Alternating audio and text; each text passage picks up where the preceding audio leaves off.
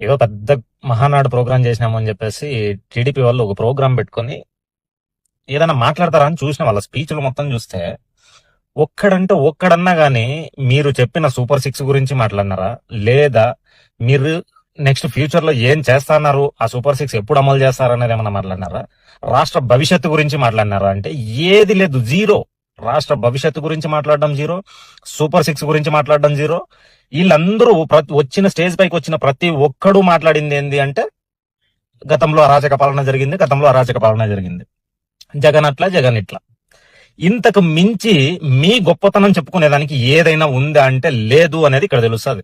అంత పెద్ద ప్రోగ్రాం పెట్టి కనీసం మీ గురించి మీ గొప్పలు మీరు చెప్పుకునేది వదిలేసి ఎంతసేపు జగనన్న మీద పడి ఏడవడం తప్పితే ఆ స్టేజ్ పైన చేసిండేది ఏంది లేదు.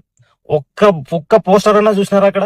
ఎవరైనా కానీ ఒక్క పోస్టర్ సూపర్ సిక్స్ కానీ ఏదైనా కానీ వాళ్ళు అమలుపరుస్తాండేది సూపర్ సిక్స్ లో ఒక్కటంటే ఒక్కటి లేదు అక్కడ. మేనిఫెస్టోది ఫోటో ఉన్నదందరూ పచ్చ షర్ట్లు పచ్చ శారీలు అన్ని అవే చేసుకొని వచ్చి పచ్చదనం కనపడాలని చెప్పేసి వచ్చిండారు, ఆ ప్రోగ్రాం పెట్టిండారు తప్పితే వాళ్ళు చేసిండే గొప్పలు కానీ ఏంది చెప్పుకునేదానికి కాదు.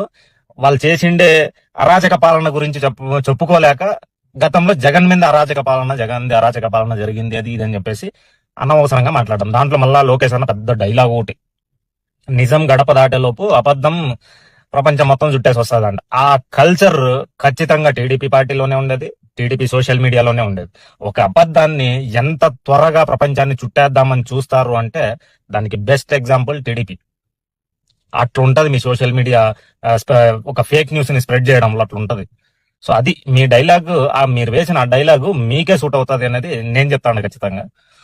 అట్లా మహానాడు ప్రోగ్రామ్ పెద్ద ఏదో గ్రాండ్ గా జరిగింది అని వాళ్ళ ఫీలింగ్. నేను వెయిట్ చేసింది ఏంటి అంటే కనీసం ఈ టైంలో అన్న సూపర్ సిక్స్ లోది ఇంకోటి ఏదన్నా అనౌన్స్ చేస్తారనో, లేదా సూపర్ సిక్స్ లో మిస్ చేసిండే దాని గురించి ఏదన్నా మాట్లాడతారనో అనేసి వెయిట్ చేసిన.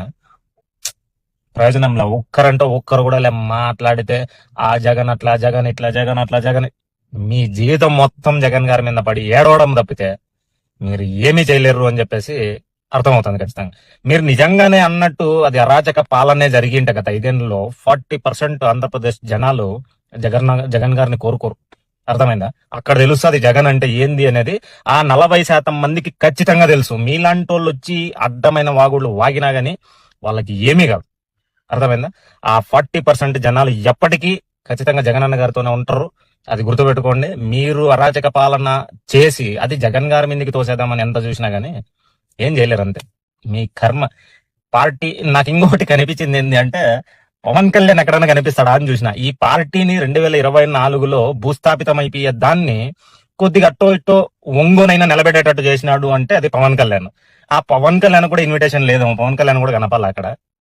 ఇంకేమో 2024 పరిస్థితి ఎట్లుంటుందో చూద్దాం. పవన్ కళ్యాణ్ ని పిలుస్తారా, 2029లో పవన్ కళ్యాణ్ పిలుస్తారా లేదా అనేది మళ్ళీ చూద్దాం.